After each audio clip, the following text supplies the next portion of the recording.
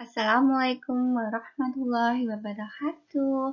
How are you today? I hope also be happy, be fun, and be the best. Oke, hari ini Friday 7 Agustus 2020. Kita akan membahas tentang alat pernapasan pada manusia. Sebenarnya apa sih itu bernafas? Ada yang tahu? Coba sekarang kita menghirup udara dan menghembuskannya udara ya. Itu melalui, kita rasakan di lubang hidung ya. Gas yang kita hirup dinamakan gas oksigen. Sedangkan gas yang kita hembuskan adalah karbon dioksida. Seperti ini. Oksigen dan karbon dioksida. Nah, ini yang dinamakan dengan proses bernafas. Menghirup oksigen dan mengeluarkan karbon dioksida. Tentunya saat bernafas, tentunya ada alat pernafasan ya. Alat pernafasan manusia terdiri dari hidung, tenggorokan atau trakea, dan paru-paru pulmu. Posisinya ada di sini. Hidung, kemudian di trakea, dan pulmu ataupun paru-paru. Untuk lebih jelasnya, kita akan bahas satu persatu ya. Hidung, coba sekarang kita pegang hidung kita. Ternyata ini sebagai alat pernafasan pertama kita ya, sebagai tempat masuk dan keluar udara pernafasan. Tadi oksigen dan karbon dioksida. Untuk hidung sendiri, ada beberapa bagian, yaitu rambut, selaput lendir, dan pembuluh darah. Di hidung ada rambut, selaput lendir, dan pembuluh darah. Yang paling banyak adalah pembuluh darahnya ya. Makanya jangan terlalu memegang-megang hidung terlalu keras, nanti kan bisa keluar darah karena pembuluh darahnya pecah. Biasanya mimisan ini pembuluh darahnya pecah. Fungsi rambut hidung sendiri atau selaput lendir adalah untuk menyaring udara masuk agar bebas dari kuman. Selaput lendir berfungsi untuk menjaga kelembapan udara masuk, dan fungsi kelenjar kapiler atau pembuluh adalah menjaga kehangatan udara masuk. Alat pernafasan yang kedua yaitu tenggorokan atau trakea. Fungsinya sendiri yaitu untuk penghubung hidung dan paru-paru. Nah, posisinya di sini ya, trakea dari hidung menuju ini paru-parunya di sini. Nah, di sini terdapat rambut halus untuk menyaring udara kotor. Di trakea sini ada rambut-rambut kecil, ini fungsinya untuk menyaring udara kotor. Yes, kok trakea bentuknya seperti cincin ya? Iya, benar. Trakea tersusun atas cincin tulang rawan.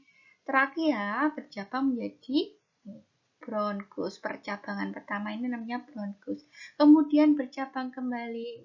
Nih, cabang lagi. Namanya adalah bronkeolus.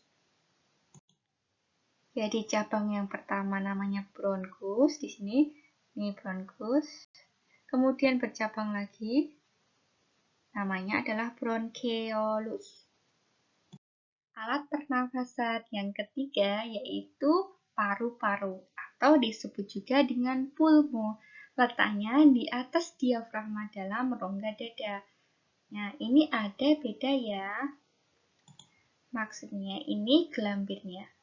Ada perbedaannya. Untuk paru-paru kanan mempunyai 3 gelambir. Sedangkan untuk paru-paru kiri mempunyai 2 gelambir. Masing-masing bagian ini dibungkus oleh selaput. Namanya selaput pleura. Ya, tadi Miss sudah menjelaskan atau bronkus dan bronkeolus ya. Ini letaknya ada di paru-paru. Nah, ini bronkus, bronkeolus. Ini ada di paru-paru. Sedangkan ini apa ya, Miss, yang kecil-kecil ini? Ini namanya adalah alveolus, nanti berfungsi sebagai tempat pertukaran udara bersih, oksigen, dan karbon dioksida. Untuk lebih jelasnya, bagian tadi itu seperti ini. Ini adalah namanya alveolus, gelembung tipis diselimuti oleh pembuluh darah. Ya, fungsinya tadi sebagai tempat pertukaran gas, oksigen, dan CO2. Jadi pada proses pernafasan itu kan ada oksigen dan CO2. Nah, ini pertukarannya tempatnya ini namanya alveolus. Terus bagaimana ya kita bisa bernafas? Mekanisme pernafasan sendiri ada namanya inspirasi dan ekspirasi.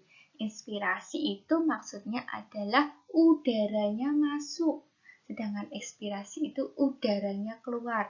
Atau bisa disebutnya ekspirasi itu memasukkan oksigen, ekspirasi mengeluarkan yang kotor, CO2 atau karbon dioksida. Berdasarkan cara melakukan inspirasi dan ekspirasi, ada dua tempat. Yang pertama itu namanya di dada atau disebut juga pernafasan dada, dan di diafragma atau disebut juga pernafasan perut. Jadi diingat dua ya, pernafasan dada dan pernafasan perut. Pernafasan dada, pernafasan perut. Ini Miss sudah rangkumkan untuk pernafasan dada ya. Yang dimaksud dengan inspirasi pernafasan dada diawali dengan adanya kontraksi musculus intercostalis sehingga tulang rusuknya terangkat. Keadaan ini menyebabkan terangkatnya tulang rusuk dan rongga dada menjadi besar. Dan paru-paru mengembang. Paru-paru mengembang menyebabkan tekanan udara rongga paru-paru menjadi lebih rendah dari tekanan udara luar. Dengan demikian, udaranya bisa masuk ke paru-paru. Yang di sini intinya itu adalah berkontraksi ya. Jadi, tulang rusuknya atau tulang dadanya membesar dan mengambil udara dari luar.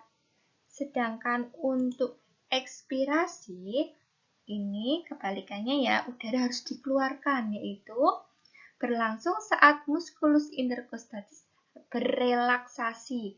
Jadi kayak santai gitu, relaks. Sehingga tulang rusuk menyempit dan paru-paru mengecil.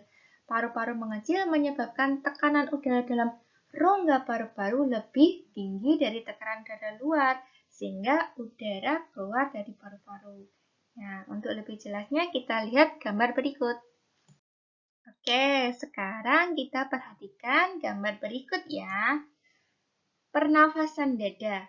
Diingat-ingat, ada dua, inspirasi dan ekspirasi. Perbedaannya, kalau inspirasi itu berarti udara masuk, sedangkan ekspirasi udaranya keluar. Bagaimana prosesnya? Oke, saat udara masuk, tulang rusuk terangkat. Ini ya, tulang rusuk terangkat. Karena adanya kontraksi otot antar tulang, sehingga volume rongga dada membesar dan mengakibatkan oksigen dapat masuk.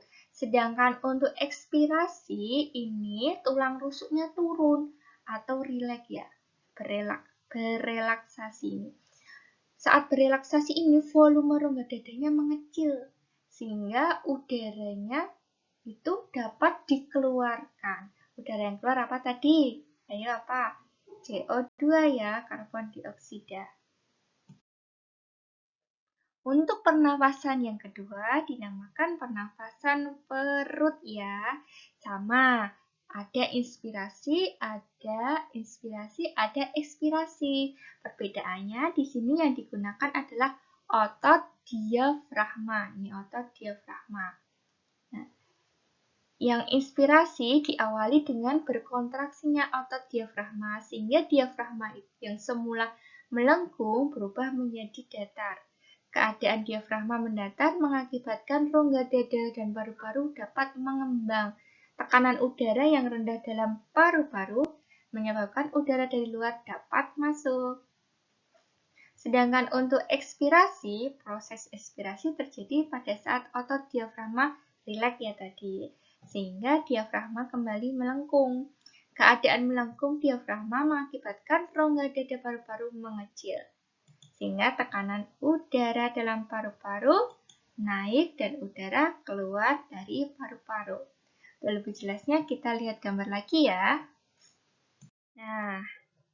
Nah, yang masih bingung diafragma itu di mana? Nah, ini kita perhatikan gambar ini. Diafragma di sini ya. Pada saat pernapasan perut, otot diafragma ini mengerut sehingga rongga dada membesar dan udaranya dapat masuk. Sedangkan pada saat ekspirasi udara itu harus keluar, otot diafragma dan otot antar tulang rusuk itu mengendur. Rongga dada mengecil ya di sini, sehingga udaranya itu dapat keluar. Nah, dari sini sudah jelas ya. Nanti kalau belum jelas bisa langsung tanya Miss Septi. Ada beberapa faktor yang mempengaruhi cepat atau lambatnya bernafas. Satu, itu dari segi usia. Bayi memiliki frekuensi bernafas lebih banyak ya dibanding orang dewasa karena volume paru-paru yang relatif kecil dan sel tubuh sedang berkembang membutuhkan banyak oksigen. Orang tua pun juga sama membutuhkan banyak oksigen. Yang kedua yaitu jenis kelamin. Frekuensi pernafasan wanita pada umumnya lebih banyak daripada laki-laki. Ini wanita lebih banyak daripada laki-laki ya. Untuk yang ketiga itu perbedaan aktivitas.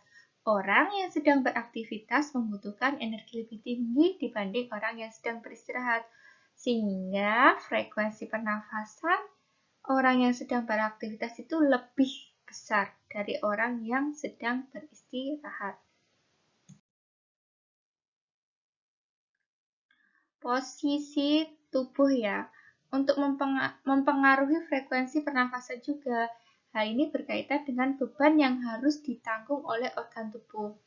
Oleh karena itu, frekuensi pernafasan orang sedang berdiri lebih besar daripada orang yang hanya untuk duduk, berbaring. Yang kelima itu suhu tubuh. Semakin tinggi suhu tubuh, semakin besar frekuensi pernafasan. Hal ini karena semakin cepat metabolisme sehingga diperlukan peningkatan oksigen yang masuk ke dalam tubuh dan mengeluarkan CO2 dari tubuh. Ada beberapa kelainan atau penyakit pada sistem pernafasan, yaitu diantaranya ada faringitis, merupakan peradangan pada faring sehingga timbul rasa nyeri saat menelan makanan ataupun kerongkongan terasa kering.